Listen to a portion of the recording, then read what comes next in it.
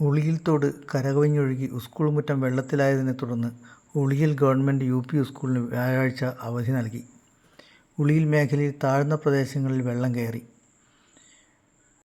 ഉളിയിൽ പാച്ചിലാളം, ഉളിയിൽ മുല്ലേരിക്കണ്ടി, കല്ലേരിക്കൽ റോഡുകൾ വെള്ളത്തിനടിയിലായി. തോട് കടന്നുപോകുന്ന സമീപത്തെ പറമ്പുകളിലെല്ലാം വെള്ളം കയറി കൃഷിനാശമുണ്ടായി. നിരവധി കൃഷിയിടങ്ങളും വെള്ളത്തിൽ മുങ്ങിക്കിടക്കുന്ന അവസ്ഥയിലാണ്.